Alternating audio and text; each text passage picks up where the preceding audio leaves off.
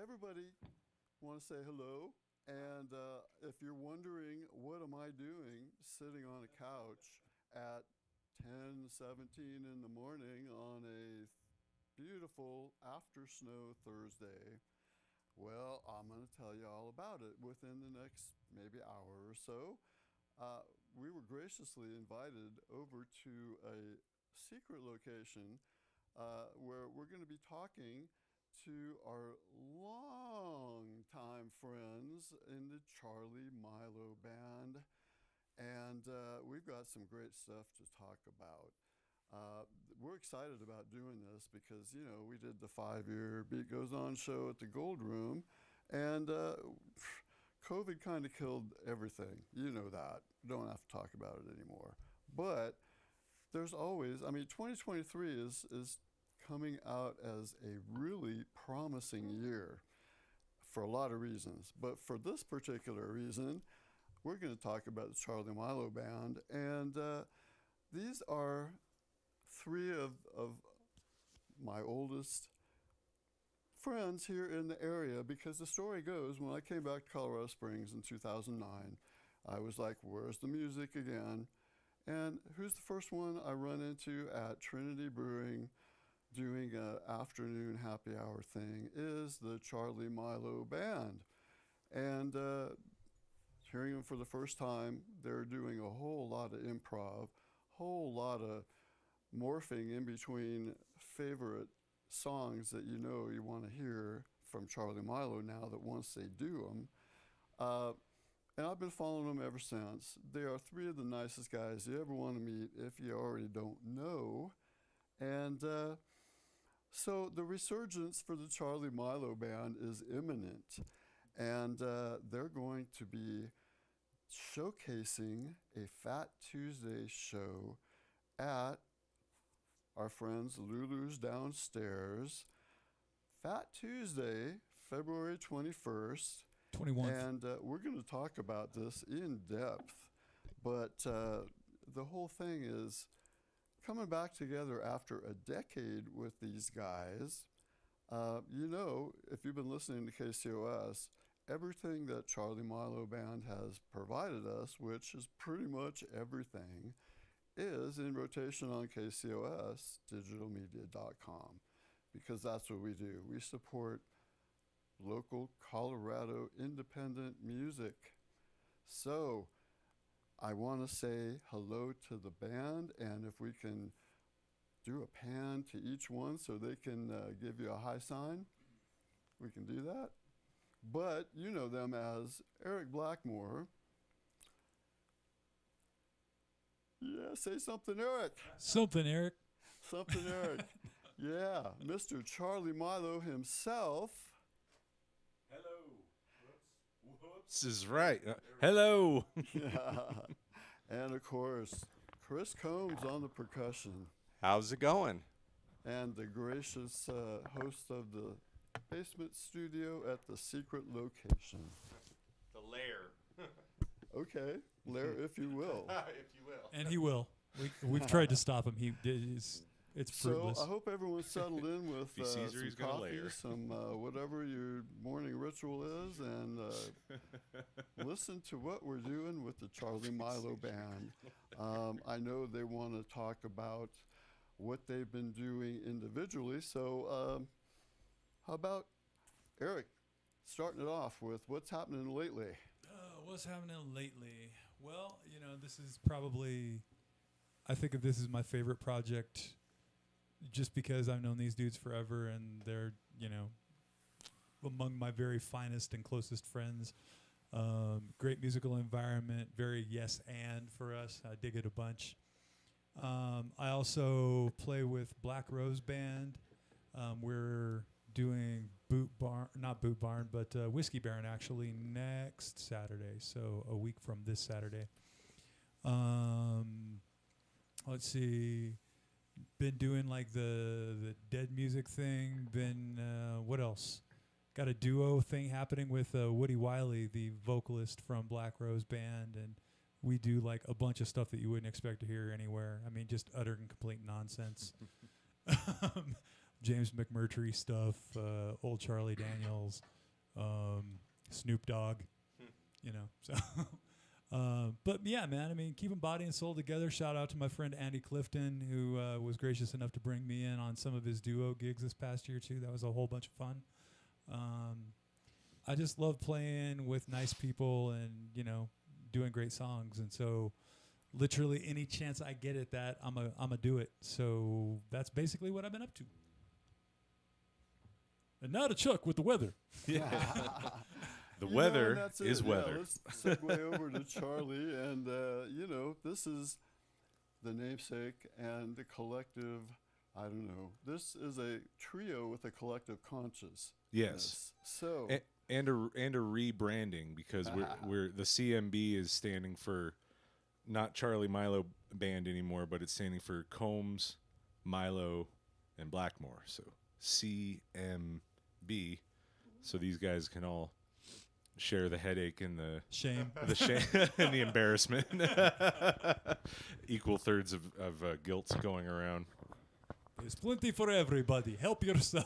But beyond this, I've got a number of projects where Chris and I are the rhythm section.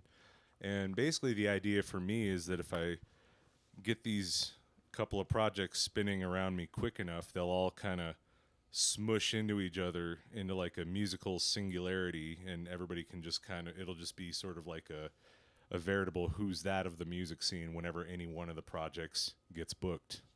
So that's kind of that's the current spaghetti going against the refrigerator for me.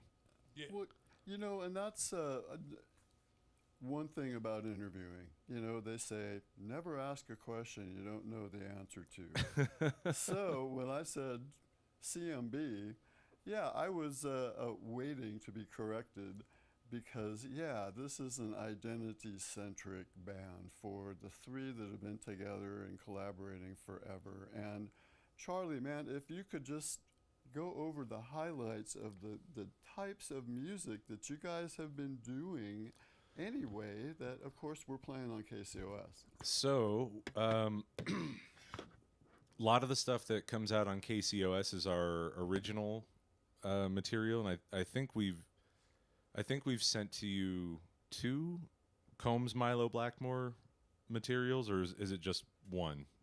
You've sent me, I mean, this is the question I've been begging for the answer for. It's been Combs Milo Blackmore, but everything that you've done, from Elephant Pajamas to All Male Review to the initial Wobble On sessions, I mean, everything that you have given me is on in rotation. Well, thank you so much for doing that. This is why we do it. It started with these guys, Chris and Eric, and we were calling it the Charlie Milo Trio. And then CM3 for those of you playing along at home. Right, for your bingo card.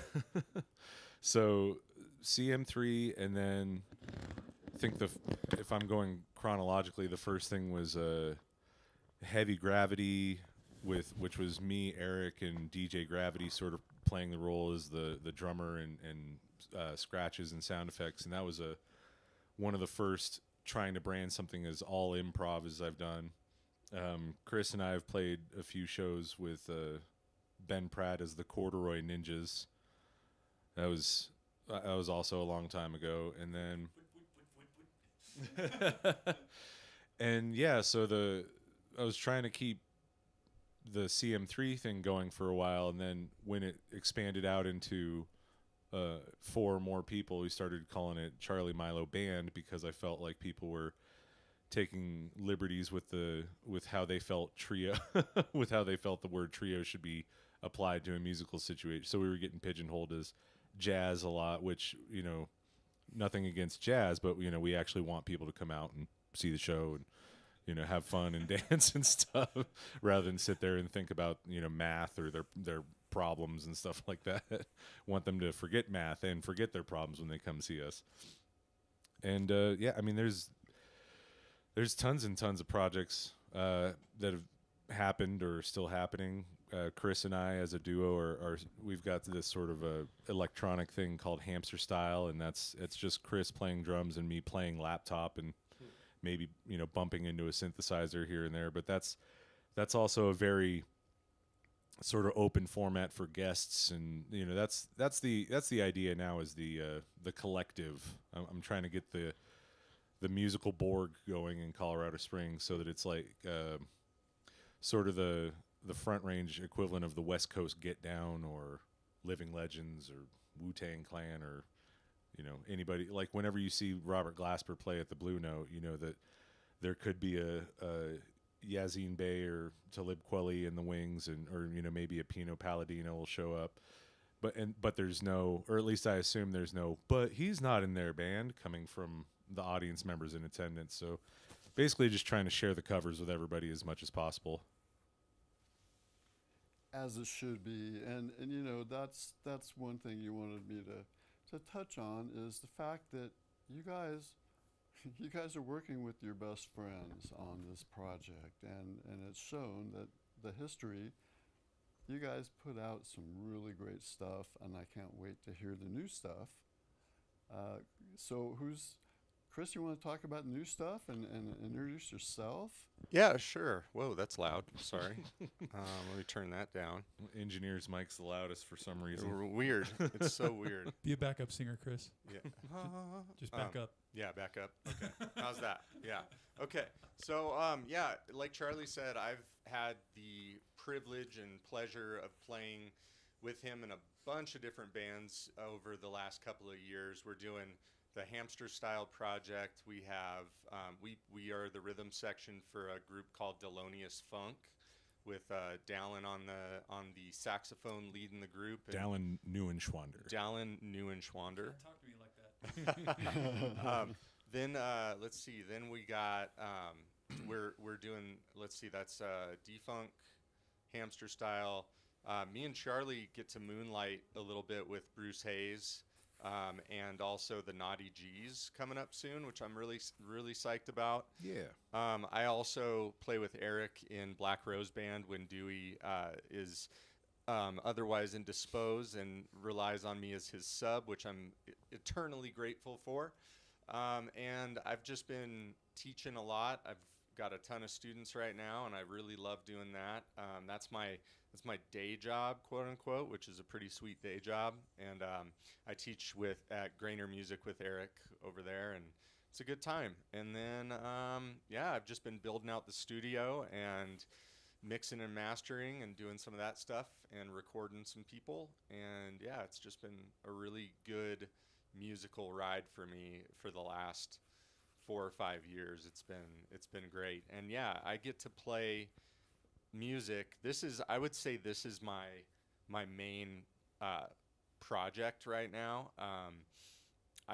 I love playing with these guys. They're two of my best friends. We've known each other. I've known Eric since I was 14 years old. Wow. It's insane. So I started taking guitar lessons from him when I was 14, and still can't play at all. No discredit to him. I swear it's not my fault. I'm terrible. But yeah, I've just been living life and trying to keep my head above water, and yeah, it's been great.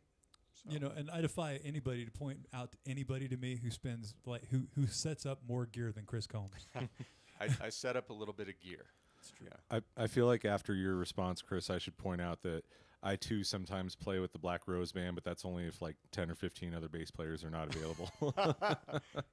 Yeah, they all know how disposable they are, so they all cling to that. They just show up all the time, like them Muntleys. we just clutching our basses in hand, and he goes, "I'll take you and you. The rest of you get out of here." That's right. We just cruise through the parking lot at Guitar Center.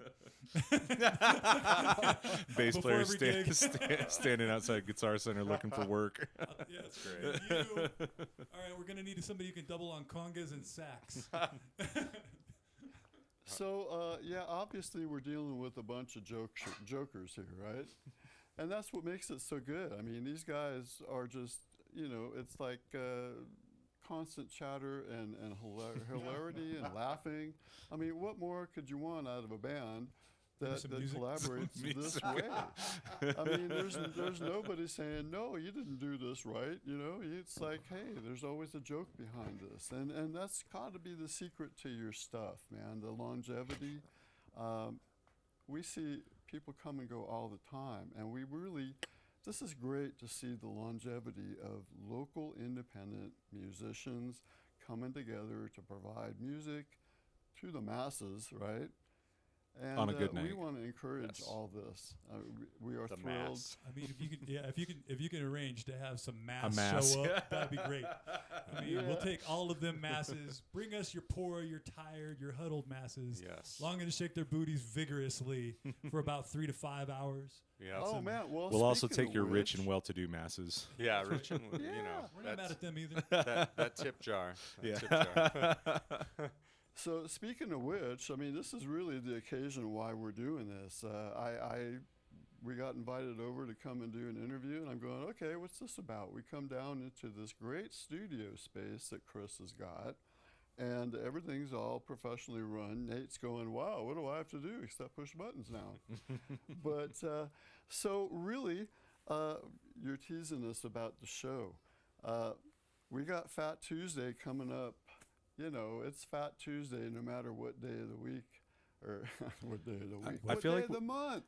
Because, as- yeah, it's February 21st this year. I was going to say, as painful as it is for me, I feel like we might need to explain to some of the folks at home what Fat Tuesday actually is. Yes. Yeah, which is English for Mardi Gras. Yeah, yeah. Yeah, the high school French kicks in sometimes. But it is the day after Lundi Gras, which is also a thing. The day after Portly Sunday. Portly Sunday. Husky, what is that? Husky Saturday?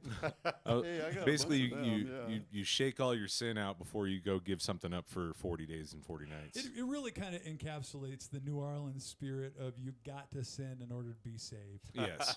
You know, they question your sincerity if you ain't leaving it all out on the field, quite frankly. And in terms of the evolution of viewing Colorado Springs as a functioning society.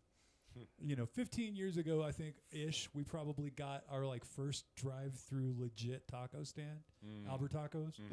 When that dropped, you're like, oh, okay, so people can live here now.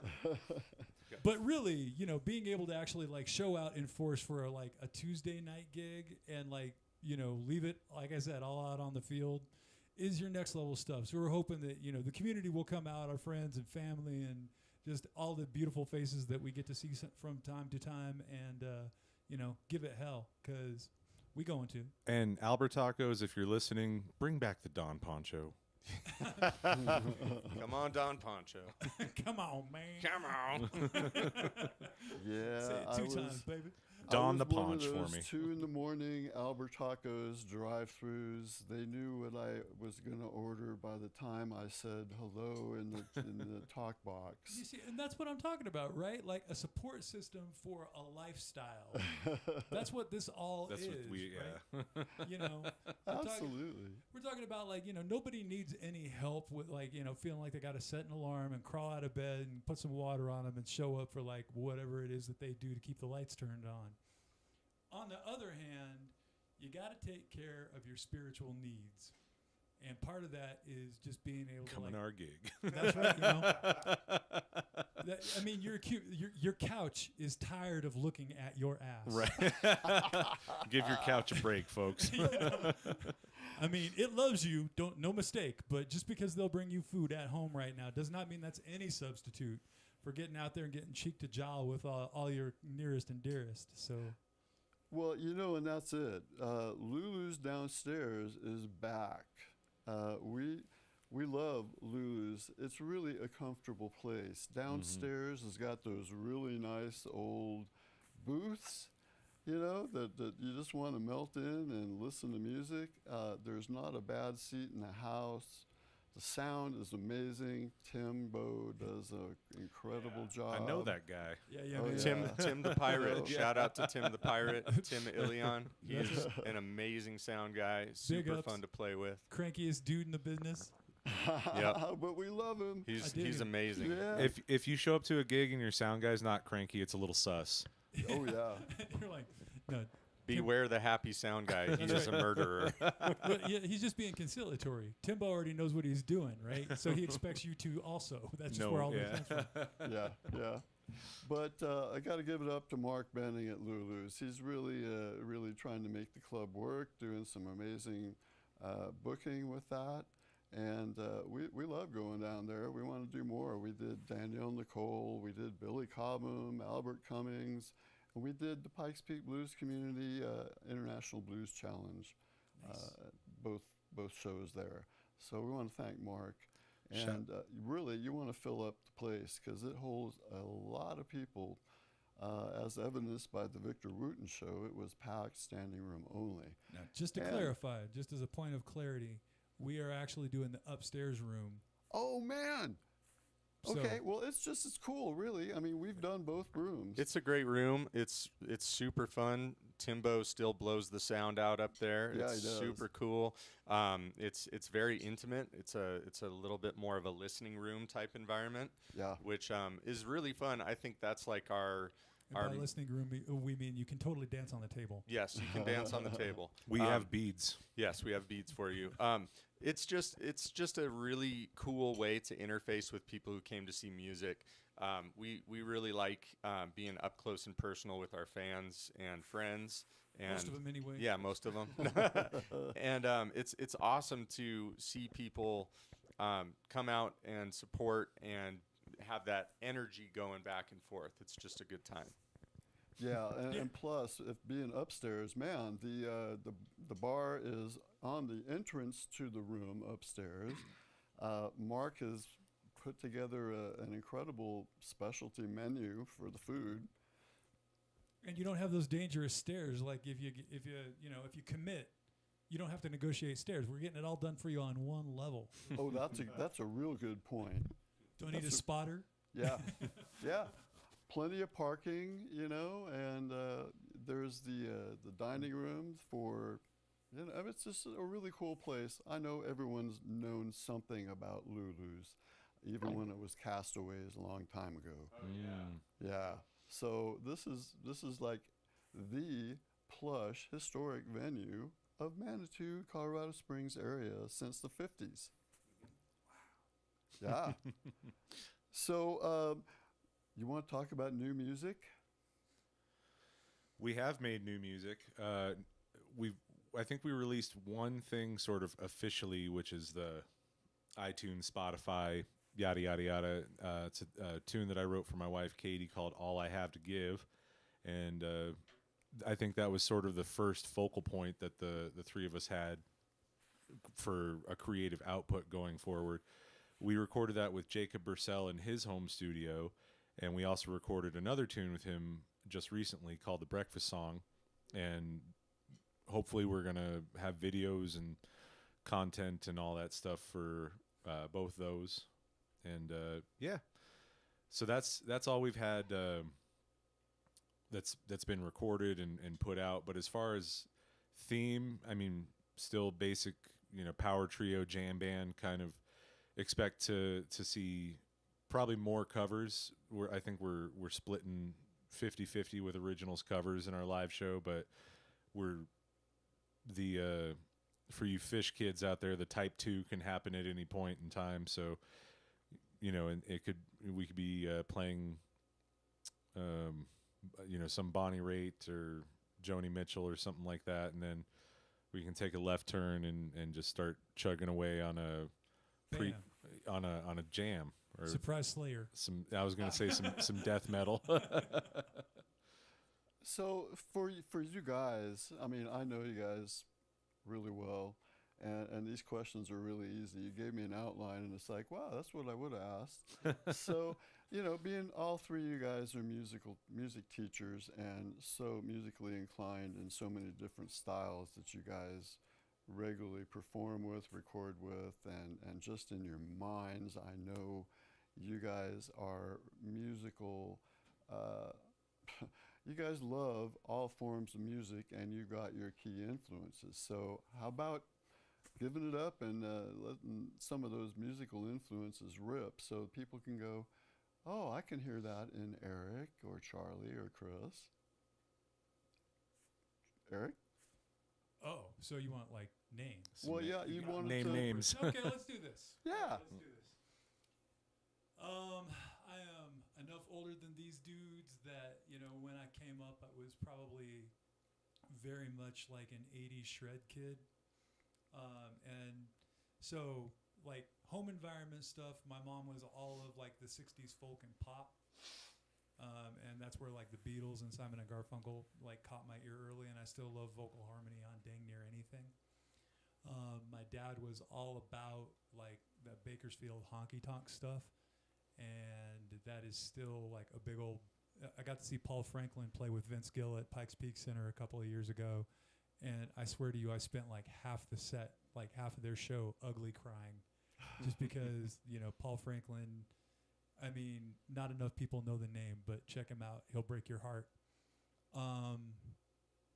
But, you know, I would say just the big stuff for me, massive Paul Gilbert fan, got, you know, Vernon Reid from Living Colour, like literally one of the nicest human beings I've ever had the pleasure of meeting, and just a brilliant player in everything that he does. Spent a lot of time with Frank Zappa stuff, a lot of time with James Brown, big old chunk of Bob Marley time too when I got fascinated with reggae stuff.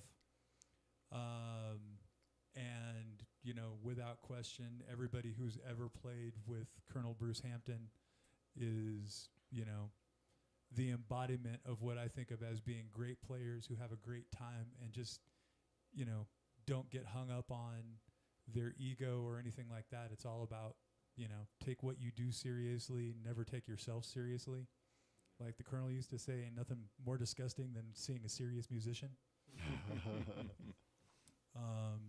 And, you know, I mean, there's so much great music in the world right now. I always kind of, I like raise both eyebrows at anybody who complains about the state of music right now. There's so much brilliance, like in literally every genre at this moment in time, that, you know, it's never a problem of whether or not there's anything good. It's just like how an algorithm is curating your experience instead of like going out and seeing stuff. And I guess that's why I love this context and these guys, is among the many reasons. You know, there's always going to be a thing like everybody got to eat. But there's a difference between, you know, like showing up someplace where you know somebody can cook and just trusting them to like create an experience for you that's going to like rock your world, and insisting on having like the same thing day after day from the same source all the time. I mean, nothing bad's going to happen that way, but nothing amazing is going to happen either. And I think that's, you know, I mean, I think of music, you know, when people are talking about AI and like all the concerns around what that means for music in the future. You know, you think about it, and there's always going to be something kind of like stage magic. You watch David Blaine on TV, and it's just David Blaine on TV. But, you know, you put him in a room with somebody, and he's going to freak them out because there's no way they can possibly understand what's happening in a room with them in that moment. And that's always been the coolest thing to me about music, period, you know. Even when I didn't get why John Coltrane is John Coltrane, the fact that he insisted on a live context where it was like anything can happen day all the time.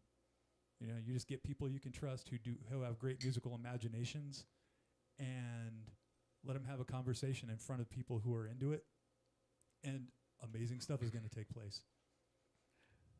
Well, you're talking about your performances, man. This is just... So we never really got to do the Charlie Milo trio or any incarnation on the Beat Goes On show. So this is a really special time for me to really get the goods on my friends and have them really cut the hilarity and really talk about what drives them. So when you see Eric now, you're gonna think of, wow, all the stuff that you just mentioned, you know. So I know, anticipating what Charlie's going to say, let's hear the goods on Charlie next. Well, I just wanted to say that's true. This is the first time that this trio has been on KCOS and in a live context, and this is also the first time that I've been on KCOS that I don't have to worry about anybody. I don't have to play camp counselor to either of these guys. So that's super nice for me. As far as influences go, I still buy CDs and albums and stuff. So what's in the truck right now is Andrea Parker, Dr. Octagon, Peter Rowan, Africa Bombata, William Parker, Matthew Shipp, DJ Spooky, String Cheese Incident, Grateful Dead, and Dr. Demento's greatest hits. I listen to everything, and I do my best to enjoy everything. The stuff that I really get hooked on is usually the stuff that doesn't get bothered with by 80% of other people. You know, like prepared banjo played with a saw kind of stuff. You know, like lots of Ornette Coleman, lots of Albert Ayler. Anything with an immersion blender, right? Classical music, yeah. Concerto for blenders, that kind of thing. As far as like real music goes, I've been listening to a lot of like Monica, Aaliyah, sort of the R&B starlets of the 90s, and just sort of imagining how that would work in like a live improvisational context, because I've always, not always, but recently I've been wondering, like, if some of those songs could be taken as jam vehicles, or if there could be like an extended guitar solo in the middle of, Angel of Mine or Are You That Somebody, or because they're legit songs. They don't really get stretched out the way that jazz and blues and sometimes rock and roll or bluegrass or any of the musics that you think of as having a whiff of improvisation that doesn't normally get applied to R&B in a live local context. So, just thinking about how to get some of that on as well. So, God, what a great, this is a great segue to go into the fact that KCOS is really expanding. We're doing an awful lot of weekly, recurring, daily programs. And one thing that we wanted to do is introduce the music of Colorado all along since 2016. But with the formats, I'm speaking specifically about Saturday is now a live music day. From all the stuff that we've recorded in our archives, the stuff that we collaborate with a couple of great people up in Denver area that does camera jams on Wednesday for us on the Facebook page. And another contributor is a guy named the Space Fish that's a taper up in Denver. Oh, cool. Saturday Live is predominantly just what Charlie was talking about. They are some of the best bands in Colorado in their live sets, doing extended jams on not only their songs, but really doing great twists on a lot of cover songs. 24 hours from midnight to midnight Saturday is going to blow your mind. It's great stuff. So I'm looking forward to, shredding some CMB on there when they're ready. And, they've always got the open invitation, just like everybody else, to send in music and collaborate. And you can do that at mark@KCOSdigitalmedia.com. Send us your MP3s, whether it's live or studio. Make sure they're nice. I mean, we play pretty much 98% of everything we receive, but, we're playing like 400 Colorado bands. So when you send us a CD or send us any music, it gets stuck in there. And it's going to be, Colorado indie, the best compilation of Colorado music that you'll find. And I think I can say that without being sued because we're playing so much. But thanks, Charlie, man. This was, I guess, the student's guide to Charlie Milo and Eric Blackmore, and now for Chris, because all these guys have different succinct musical influences that you're going to relate to. Yeah. So lately, I've been really into this album. I can't remember what it's called, but it's by Tom Misch and Yassine. Or no, not Yassine Bey. That's somebody else. I can't remember the drummer. Yusuf Days. Yeah, Yusuf Days. Thank you. He's amazing. Yeah, just really cool ideas, really funky. Also, I've been listening to a ton of Stanton Moore trio. Stanton Moore, he also plays with a band called Galactic, and they're amazing. They're super fun. Stanton's been a huge influence of mine for years. I just love the way he plays. He's real funky and swampy, and he's got that New Orleans thing. Just he's kind of a torchbearer for New Orleans in general. That style of music, he's really pulling the heritage out of it and keeping it fresh. Let's see. I've been listening to this really cool album by Domi and J.D. Beck. It's more kind of a drum and bass. It's actually a keyboard and drums duo, and it's so fun. It's, Got the Grammy. Yeah, did it? Best new artist. Oh, Yeah. look at that! Look at that! So that recommendation is a good one. Let's see. You see, there are Grammy winners, and then there are Grammy winners. Grammy winners. Yeah, I listen to a ton of groove-based music. I also dabble in a little bit of jazz. I wouldn't call myself like a for real jazzer, but I definitely love that music and that tradition. Yeah, Medeski, Martin and Wood forever. They're like my big one. That's what got me started in this music. Really, listening to MMW. Billy Martin, he's an idol of mine. Yeah, his drumming's amazing. Yeah, and now I've been in a phase of like trying to find sounds and trying to find like my own sound, which has been a really cool exploration. I've really been finding out what I want musically out of myself and the people I play with. Yeah, it's just been a cool ride. So those are my influences. Benny Greb's another one. He's great. He's like a jack of all trades, player, clinician, educator. He's been real pivotal in my development as a player and as a teacher. So yeah, that's a lot of them. That's most of it. Well, cool. With Well, all I'm this thinking about prep and the time we spent learning about the renewed CMB, these guys have prepared a song, and I know it's about time for everyone to go, well, when are they going to play? You guys want to go through that song, and we'll finish up on Oh, we're the gonna go through remaining it. topics, because I know, hey, everybody wants to hear you guys. Yeah, absolutely, man. That'd be cool. All right, so the new song, go ahead and introduce that and rip.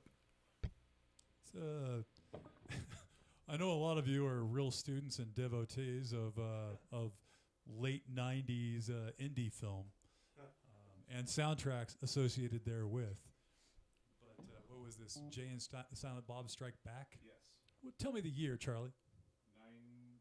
Oh shit! It's either 97 or 98 for sure. 97 or 98. Yeah, I mean that makes sense to me. At any rate, this is a Bob Schneider tune called Bullets.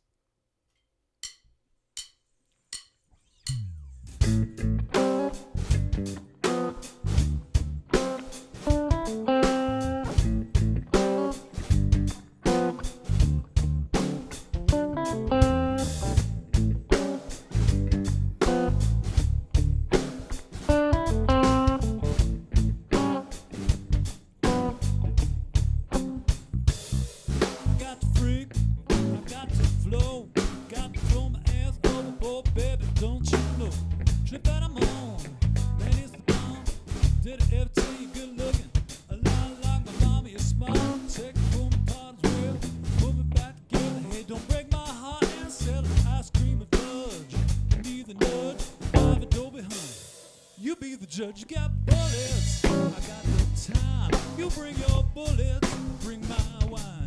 Bring your bullets, bring my bag. 'Cause I can tell you where it is, but I can tell you where it's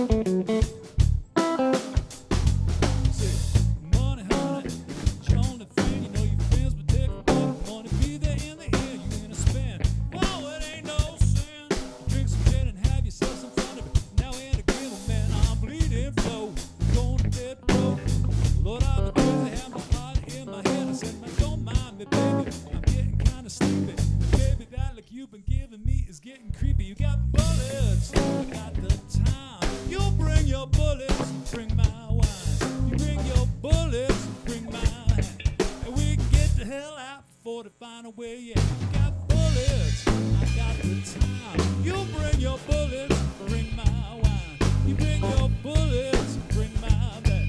'Cause I can tell you where it is, but I can tell you where it's at.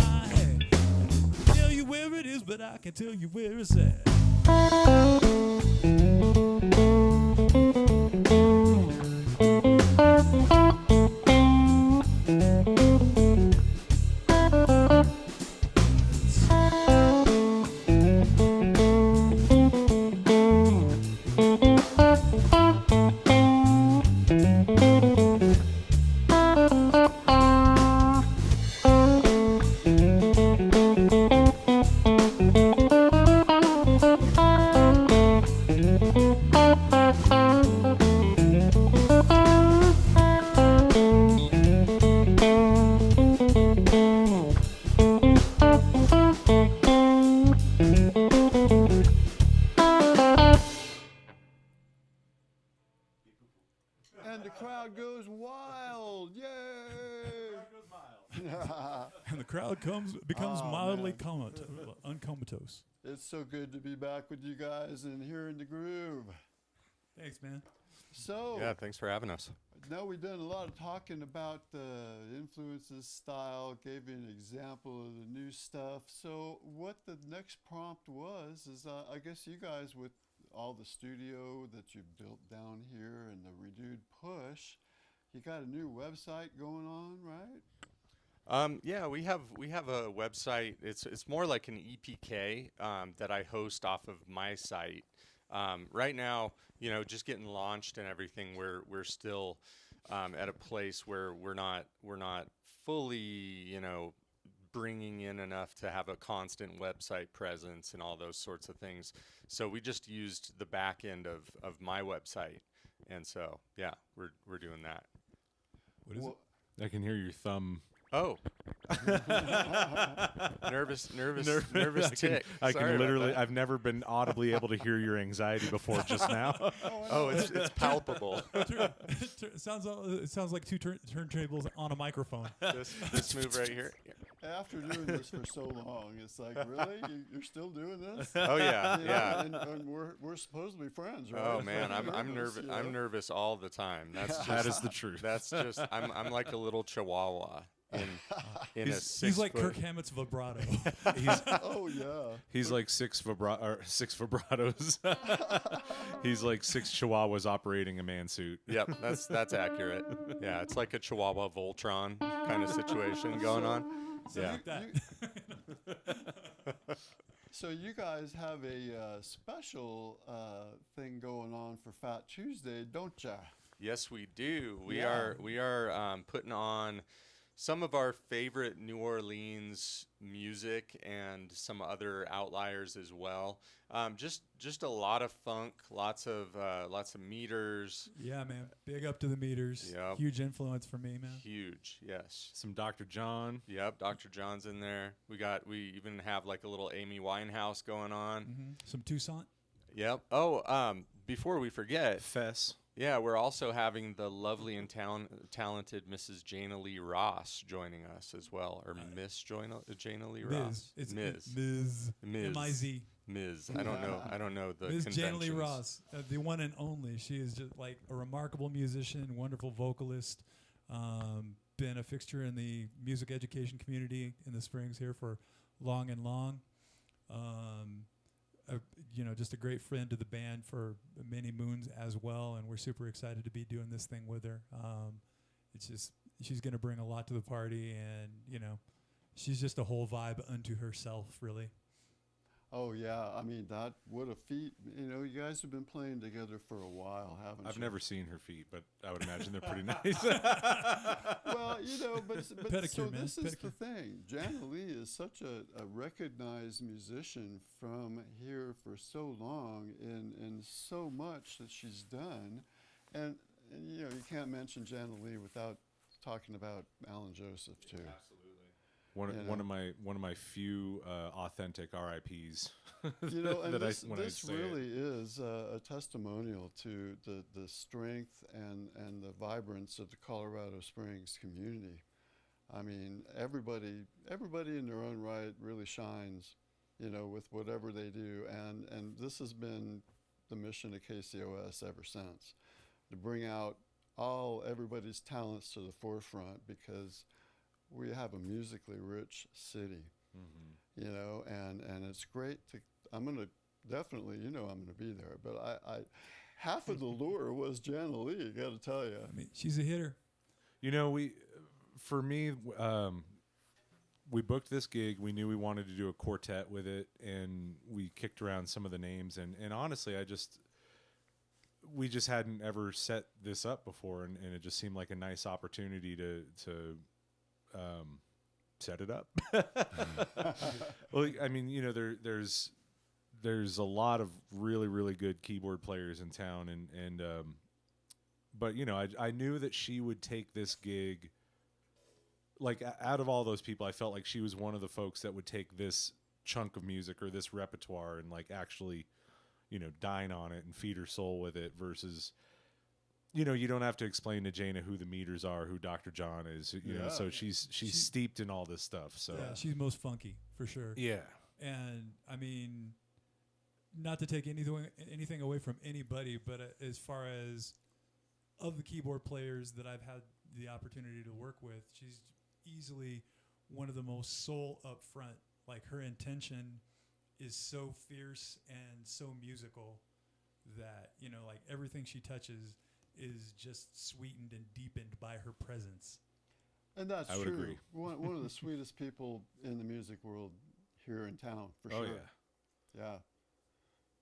So I guess another question is that you brought up this Front Range Bump Collective. What's going on with that? So Front Range Bump Collective is still just a little piece of non-Newtonian fluid that I'm trying to spread out to everybody, and basically what the idea is it's just sort of like a tent that all my pals can get together. And is it dork matter? Because I feel like it's dork matter. you can never see dork matter, but it's always in the room. It holds the universe together. The universe is actually glued together by dork matter. So me and my buddy DJ Trebloff, aka Stephen Morissette, we came up with this name, the Front Range Bump Collective, and it would just be sort of like, help me out here. Some examples of it'd be like if you were kidnapped at a bus stop, right, and then woke up on a gig. It's probably Front Range Bump Collective. That's better than what I was gonna say, which is like it's like there's lots of performers in the circus, but you might on a Friday or Saturday night, you might just end up at a gig with one of the clowns, a bear, and potentially a juggler or something like that. But they're all penguin with a switchblade. Yeah, but where they all come from, just because, and so that's sort of things he does. Yeah, that's the idea of the collective and one of the ways that we're trying to get the name out there is we're Chris and I'm including in the we are thinking of producing and releasing a bunch of solo albums from like right now, me and my buddy Kenrick Pellerin, who I play with in Part 2, and sometimes in we played New Year's Eve with Sax Destroyer, and that's going to be changing its name from Sax Destroyer to KCDC because of our initials. Yes, KCDC. And it's going to be great. And yeah, so basically that series of releases will be called Front Range Bump Volumes 1 through whatever it ends up being. And then the idea being that everybody sort of gets to know each other through recording, through this and that. They start to, the people who aren't familiar with Eric go, oh, well, what's Eric who recorded on that album do? Maybe he could come play, just sort of getting the symbiosis and the singularity synergy, happening, the synergy happening. Basically, it's a club of buddies that stick together more than anything else. Pals, really. So one thing that Charlie talks about a lot that since we've all been starting to do this again is a really cool idea. Not only are we trying to build everybody up and trying to bring a group of musicians up together. Charlie calls it his funeral crew, and I love that because it's like, who do you want? We're the people that you want at your funeral, hopefully, and all of that. Putting the fun in funeral, if you will. Yeah. Oh man, what a morbid thing to say, but I got to tell you, we did a benefit for Moses Walker up in Denver at the Oriental Theater a couple of Sundays ago. And Moses was a early participant in one of our studio incarnations of The Beat Goes On before the Gold Room.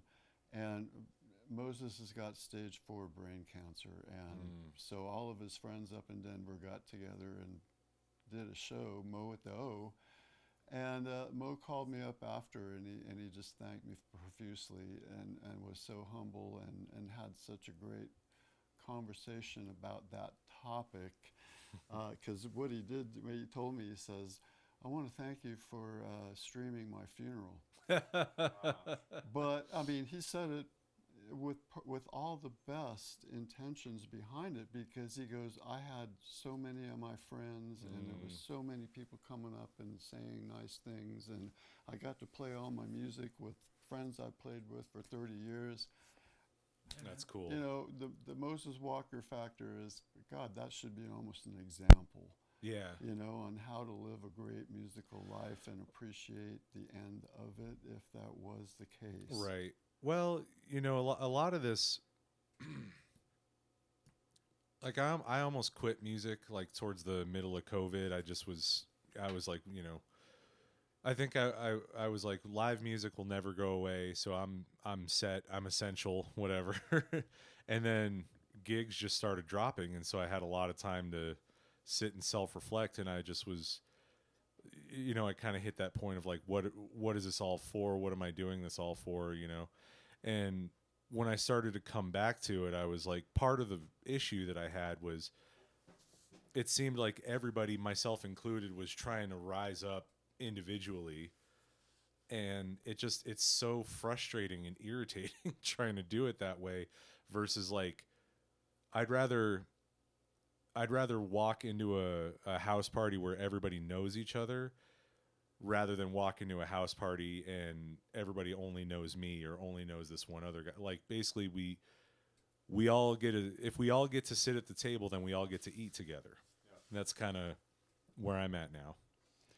And that fends off the nihilism. Oh man, we've all had those thoughts, even non-performers like myself, but someone that with my great outstanding team of friends over the years, this is what we do. Yep. And this is what you do. And you better not stop, man, because I'm not stopping. And so that leads us into, I guess, the last thing that you wanted us to discuss before the music comes again, because we're gonna outro with some jam stuff from you guys. Yeah. But the topic of what you wanted to say as being the differences and the importance between live music in the era sometimes Yeah. of live streaming and AI. That's a really broad topic, but I got some interesting perspectives, but I want to hear yours first. I got some ideas. Yeah. No, what's your topic? Shoot, man. Well, I mean, it's really cool. Like, say you're an help me if I'm wrong here, doctor, but say you're an extroverted introvert, and you Right here. An ambivert, if you will. and you've always wanted to go see all these great, amazing live shows, and you just didn't want to deal with all the people. Your time has come. But also, I feel like there's, especially lately, there's something really important and, dare I say, magical that happens when you're in a room where the air is being pushed around by sound waves. Because because you feel air hitting your skin from an amplifier, that doesn't mean that the sound stops at your skin. It goes, through your body, and your blood and all. Like, you think about how water reacts to sound and vibration, and we're 70-80% water or whatever, and so there's something important, I feel, to being in front of vibration, even if it's any vibration, rock vibration, jazz vibration, spoken word vibration, hip hop vibration. Just putting yourself in front of vibration by way of instruments and stuff, I think moves it can basically give your soul a chiropractic appointment kind of thing. And AI, I've been doing the chat bot GPT thing here and there, and I enjoy it. The sci-fi consequences of AI are always in the back of my mind, but it seems to get rid of it's like having a teacher. It's like having the world's first good teacher. Wow.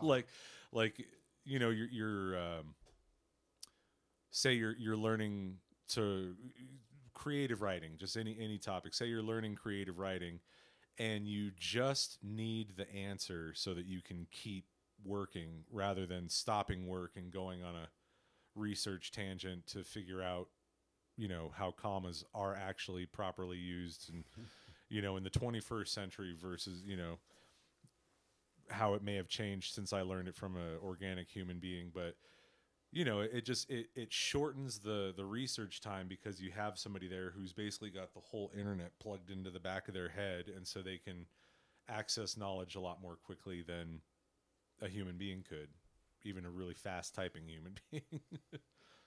Sorry, where are we at?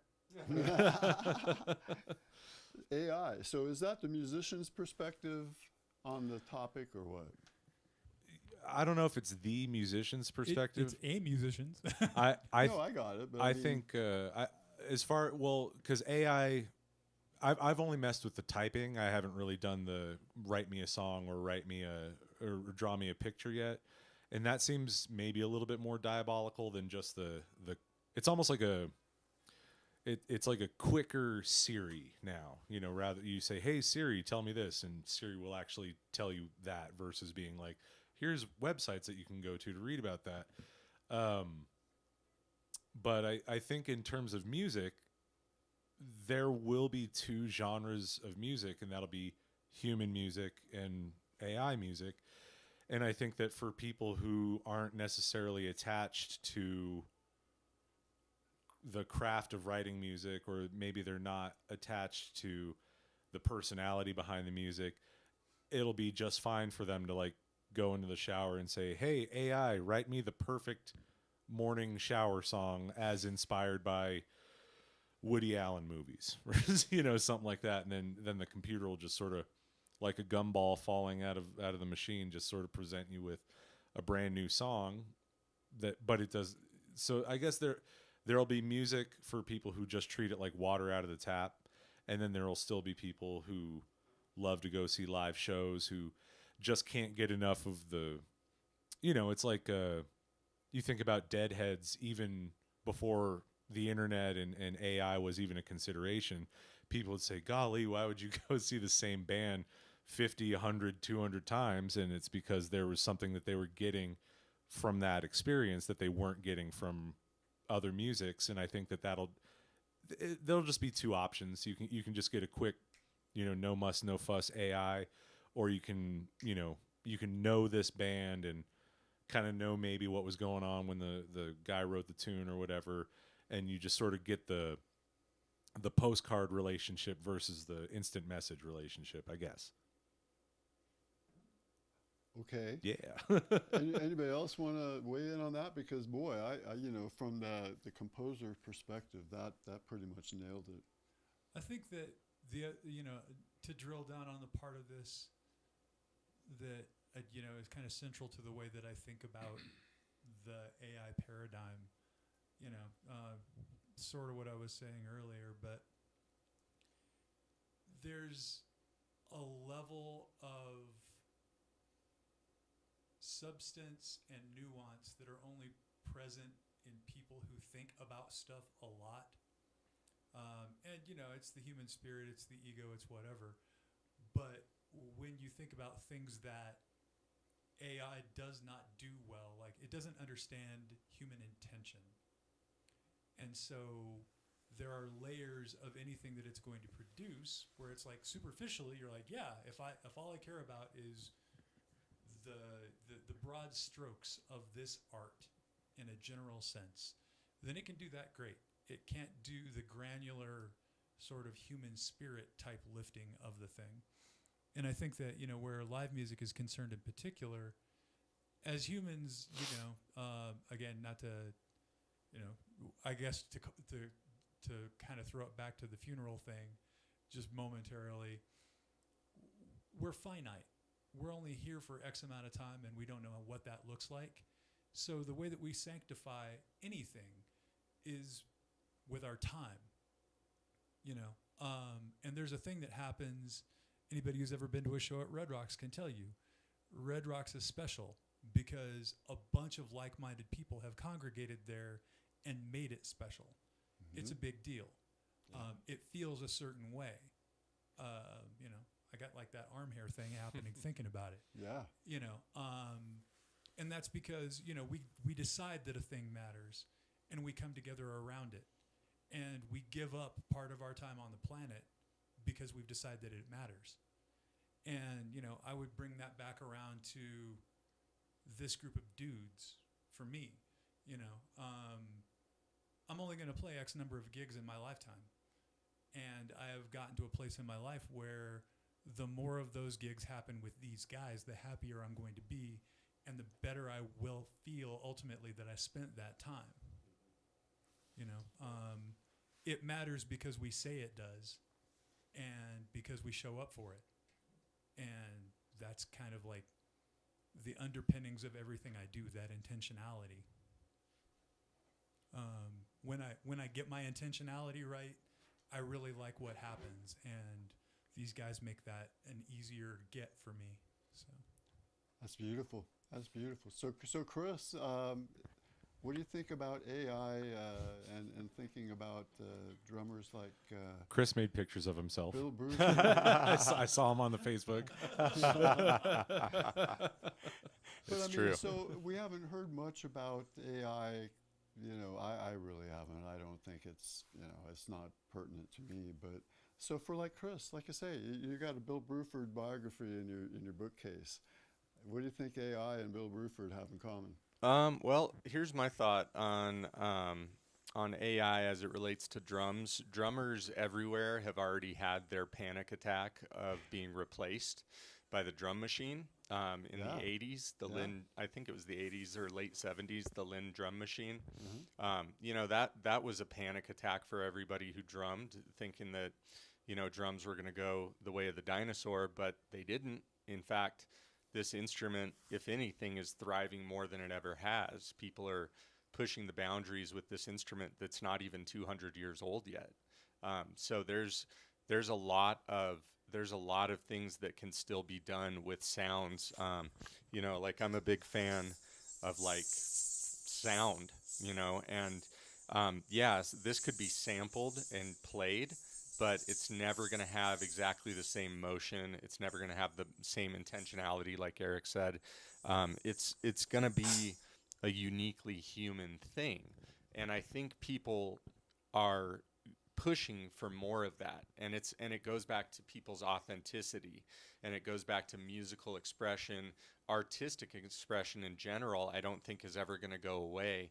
There's always going to be people who need to create and need to express themselves through art, and I think if anything, it could result in people being more interfaced with their own art, because if you know, going really far out, if you take away jobs, you know, because the robots are doing it or whatever, you open up so much free time for people, and a lot of people, I think, would create if they were given the opportunity and the time to do it. And you know, that may be kind of idealistic, but that's where my head is at with it. So what do Bill Bruford and AI have in common? I don't think much. They both play the drums. That's about it. You know, I think Bill Bruford is always going to have something to say that the machine's not going to say.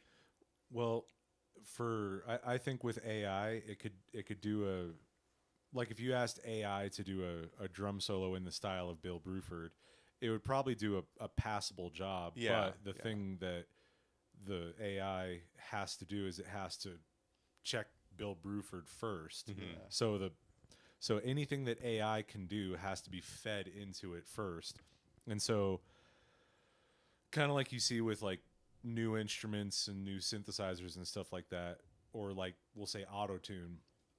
Autotune came out and made the next crop of singers sing a little bit more perfectly because they were hearing perfect singers the whole time. If not, I mean, they may have lost something, but the AI, when kids who are interested in doing music, when they see what an AI can do, they're going to have to do battle with that if they choose to. So like a drummer who takes up drums is going to be like, man, did you see that AI drum solo that was inspired by Bill Bruford? That was crazy. So I guess that's in my mind while I'm learning how to play drums. And so those little, you know, the little nuances and minutia of watching a perfect AI robot drummer is going to get into the bones and DNA of the next crop of human drummers. And then they're going to be able to do crazy shit that then the AI is going to replicate, and on it goes, and until we all collapse into a black hole. Yeah, I feel, and there's guys, you know, there's already guys playing like machines. You know, you got JoJo Mayer, who's literally a drum and bass computer. He can do it all. He can do all the speed, just all of it. It's there. The vocabulary is locked into his playing. Same thing with JD Beck. He's got this really, really, really cool electronic drum and bass vibe to his playing that you know, the robots are already here and they're already made of people. So well, yeah, like you think about the genre drum and bass, and that came from, you know, a couple of breaks. So real quick, a break is, when you talk about a break, it's the songs, a lot of disco songs, a lot of funk songs used to have this chunk in the middle where it would just drop down to the drummer, and DJs started calling that the break. And then they would get two copies of the same record, have break on this, you know, and then they would play them back and forth so that the dancers could just dance to the break, and that became B-boy, B-girl, or break boy, break girl. And so And breakdancing. And breakdancing. And you get a sample like the Winston brother, or the Winston's Amen Brother, and that gets sped up and diced up and chopped up. And so when drummers like Jojo Mayer or JD Beck are hearing this computer style, it's not necessarily AI, but they're already, when they sit down to the kit, they're not going like, oh, how can I, how can I do fills like Neil Peart, but they're doing like, how can I sound like this machine, and so I think that illustrates Chris's point of it's, the cycle is already happening, because we already have not we're just starting to see, but we already have a multitude of drummers whose whole speciality is playing like a machine. Yeah. I would also kind of like point out that I think that one of the things that, like, AI by its very nature, it's curative and research driven, obviously, right? Because search algorithms, and because of that, anything that is created by AI starts with derivation. Mm-hmm. It has to be derivative. And with humans, that process is so slow that it comes back to like what Chris was saying about finding a voice, finding what he thinks is important and cool about music that he wants in his playing. And I think this is true for me and almost everybody. But because human existence is slow, we're here for a short time, but our curative capacity is so minimal. We can only deeply understand anything, by intense immersion and repeated exposure. And so anything that we come up with, even if it is derivative, originality is undetected theft. Mm-hmm. It sounds a lot more like Chris Combs or Bill Bruford, because you can't hear everything that they've ever heard. You can hear maybe one or two of the key features of things that they've immersed themselves in, but it's still filtered through their own imagination, their own intellect, and maybe even their own limitations. I think that when we saw that, like, the big boom of the Guitar Hero era in the 70s and 80s, it was focused around the fact that information was bottlenecked. It was hard to get a hold of. Not everybody had massive record collections. There was no internet. And so people would get a hold of a record and immerse themselves in it and try to get as close to doing it right as they could, and then they'd fail. And where they failed was where their originality came from. It's like, well, I tried to do this, but that just doesn't make any sense to my brain. So here's what I do when that comes up, and that sounds like you. Mm-hmm. And I don't think that AI can ever really do that, because it has no ego, and all things are possible to it. So it doesn't care why it should do something. It just does what you asked it to. So what it's safe to say, at least for now, maybe, AI is a thing, but people are still going to go out to see live music for what all three of you have said from a musical standpoint. Only decent human beings will continue to go out to see live music. Well, that's true too, because COVID really killed it for everybody. Our show stopped. The Gold Room is dead. I couldn't stop, actually. I just kept showing up places and playing. They couldn't stop me. I'd be in a mask. I'd be saying like, but rocking the fuck out, And that's why we do what we do at KCOS is, we play everybody's music. I don't think there's going to be anytime soon an AI generated music section at Independent Records or What's Left Records or whatever like that. But still, the importance of live music is to get people together to hear creative manipulations of people that do rework their songs for live performances constantly. You want to see that excitement and be part of it. I think what AI is going to do for composers, producers, people who still want to be involved in the actual making of the music, is maybe they'll be like 50% done with their song, and they'll be like, man, I just need like the perfect keyboard comp right here. Or I need or I would like to hear what an Eddie Van Halen style solo would go right here, and then the AI will link up with their digital audio workstation and be able to just bloop bloop,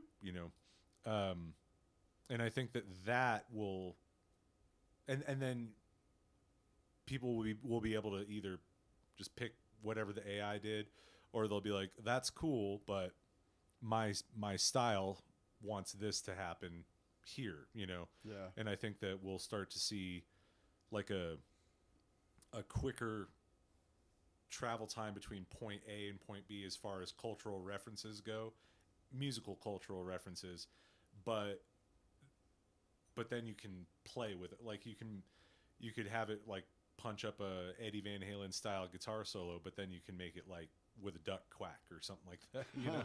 So the possibility. That's right. So for people who are like, it's giant steps, but on ukulele and kazoo. Right.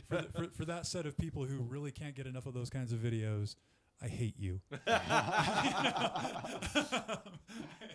No, but exactly. I think that like the turnaround for that kind of stuff will get faster and faster, almost to the point where cultural reference will become irrelevant. Because, you know, when you think about it, you know, think like Dennis Miller when he was a thing, right? That whole style of reference stand-up thing was predicated on the fact that everybody watched the same 5 shows. Right. And so when you brought up the most obscure version of one of those 5 shows, all the people who were deeply immersed in it went, I see what you did there. But there's so much content that AI is going to be almost one of the only ways of accessing it. And it will not only be so fast, but also so granular that there won't be any time for anybody to emotionally attach to a cultural moment. Well, and also there's so say like, you know, in the 80s or 90s, say you're a hip hop fan, people go, "Hey, are you into hip hop?" And you go, "Of course, I like this guy, this guy, this guy, this guy, and this guy." Versus now you can music and culture is so in our phones and right in front of our faces that you can say to somebody, "Hey, are you a fan of hip hop?" And they'll go, "Of course, here's my mixtape." I'm a fan of me doing it, you know? Well, and I mean, that's one of the things that I think is empowering too. You know, when you think about any technology, one of the first things that it does is it eliminates a skill barrier or a knowledge barrier, you know, which are really 2 sides of the same kind of phenomenon in terms of investment of your time, right? But, you know, I mean, when you look at the trends of things, DIY, you know, and I hear pro musicians bemoaning this on the regular, amateurs on average are so much better than they've ever been because it's so much easier to learn things. Mm-hmm. And so the idea of, you know, at a certain level, you get all these people who are perhaps not fully realized as musicians because they haven't been at it their whole lives, or it's not their sole focus in terms of what they do with their time. But they're quite good and they love it. And, you know, that's always the human get. You know, it's like, well, how am I going to spend my time? What do I care about personally? And if hip hop is your thing and you're like, man, here's my mixtape.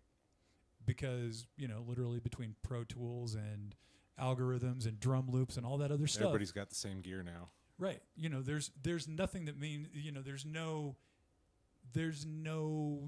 technical capacity gatekeeping anymore. Speaking to you from a pro level home studio in a basement. Oh, yeah. Yeah. You know, so from that perspective, you're like, well, if the tools don't matter as much anymore and access to people's attention is more or less flattened out and way more democratized, then the question becomes once again like, well, that's cool. Now, how are your ideas? Now, how are your execution? You know, I think that, right? Well, it's like Eric said one time, and I think about this a lot when I see new artists and stuff like that. In today's day and age, if you want to make music, then the last thing that you would think to get is an instrument, like one instrument. You know, like, man, I love creating music. GarageBand has all those instruments. You know, like if you just want the music, the hardest interface to get there is picking one instrument and spending years of your time. These are horrible interfaces. They're just super clunky, and it takes a buttload of time to get to the point where you can manipulate it to your will. Yeah. Well, this has been really stimulating conversation with you guys.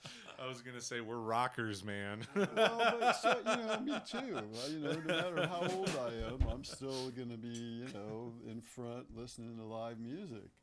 And, that was the whole mission of KCOS doing the live streaming is that, okay, I'm a disabled veteran, so I don't get to go out to all kinds of shows, especially with limited access and big crowds, and I just can't get through that stuff anymore sometimes to be where I want to be up front.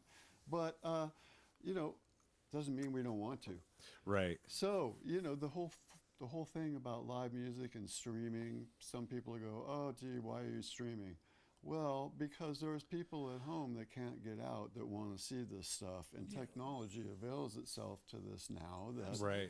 It's totally possible to immerse yourself in a live experience. Well, for sure. And not only if you're not sitting at your home waiting at a particular point in time for an interview or for a show or for whatever, you can pull it up on our YouTube channel or anybody's YouTube channel and enjoy it over and over and over again. For sure. That's awesome. So, the whole implications with the AI that you guys have detailed from your own perspective, still people are going to come out and see your show, and still people are going to come out. Lord, we hope so. Well, no, it's this is going to be an occasion, right? I mean, this is not just say, hey, we're doing it again, because I know you guys are so modest about yourselves. When you did events in the past, it's like, hey, come out and see us. But it's like, hey, damn it, it's Fat Tuesday at Lulu's. Come out and party with us.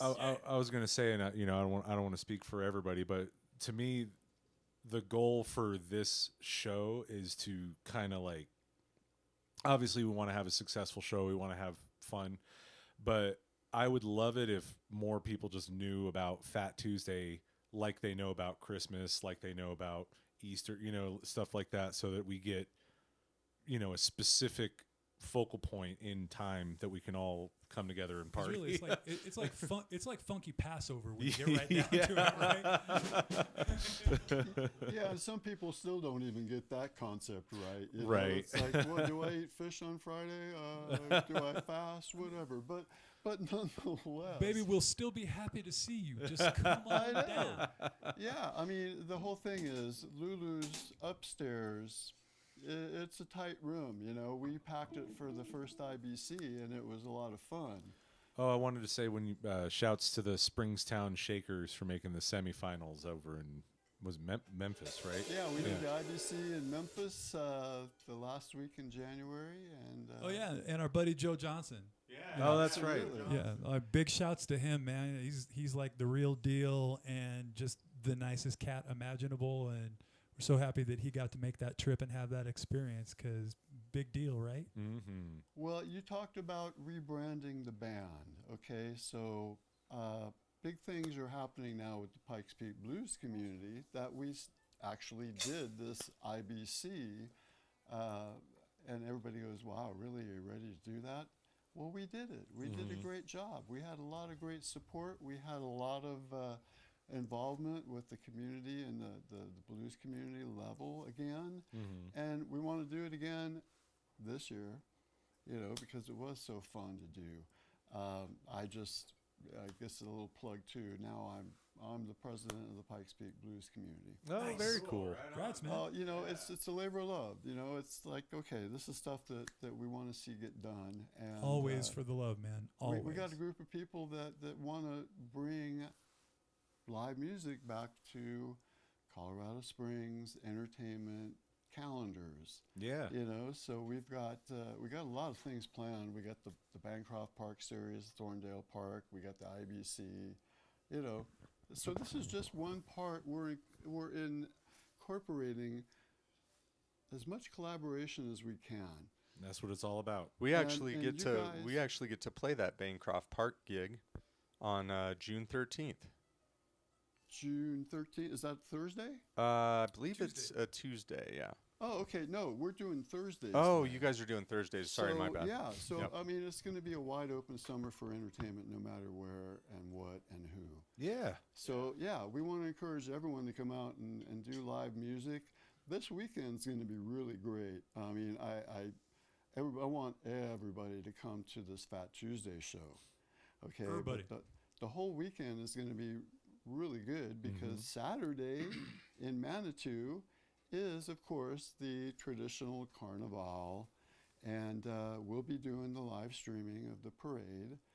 And even So though they it's ought to be just nice and limber by then, right? By the time Fat Tuesday actually gets here, all of this warm up should be paying off. That's right, and it's a day in Manitou. You got the gumbo cook-off, you got the parade, you got the festivities after. But it's all about getting out, getting to know people around you, your neighbors. Yeah.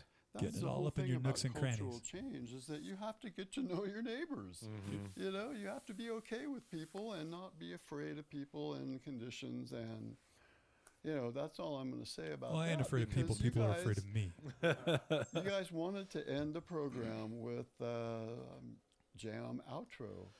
Yeah, if you got some credits, we can some phony baloney credits to roll over us while we're playing. Phony baloney credits. Yeah, we don't have a real. Chris, do you have yeah. a crawl that you can play over us with some fake names? I wish I did. So I this don't is have a something crawl. that, I'm sorry. we can incorporate. I mean, we've been trying to figure out how to do that stuff in between all of our live sets at Gold Hill Mesa and wherever we do that stuff. So follow Charlie Milo Band in all the media. Follow KCOS in all the media. Subscribe to the YouTube channel. Smash that subscribe button. Oh man, we got so much to offer. Charlie Milo Band. Let's hear it for them. Let's hear some more music.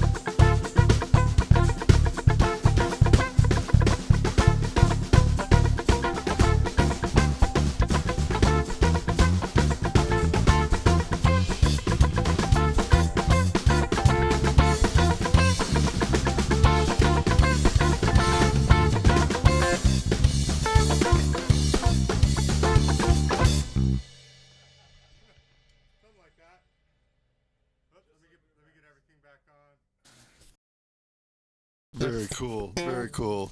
So, the show Tuesday is going to be just as Eric said, just as funky and more so grooving as we once remembered the band and fondly. So really, one more time, everybody come out Tuesday to Lulu's. All of y'all. And thank you so much for inviting us out to do this. Nate and I are just thrilled to be doing this again. And Appreciate really, you guys, man. Thank you so much. the idea is to somehow rejuvenate the beat goes on kind of thing that we're doing. Maybe this is a medium that we do roving studio interviews, things like that. So keep it tuned. We're going to redo our website a little bit so that we can showcase some of the old pre-internet beat goes on stuff we used to do that was just available only on SoundCloud and the radio. But it's been such a fun ride with you guys since meeting you in 2009. I can't wait, Thanks, brother. for Appreciate it. what's to come in the future because we all are looking forward to that. And Yes, yes. any releases you guys want to put on the station, that's the option. Thank you so Ho- much. Hopefully sooner rather than later, and we appreciate the opportunity, of Yeah. course. Yeah, Thank you all so much. absolutely. Yeah, thank you guys for coming. Thank you guys for tuning in. Just a lot of fun was had today, and we hope you guys enjoyed it. Well, I enjoyed it. Say goodbye, everybody. Goodbye. Goodbye, everybody. Goodbye, everybody.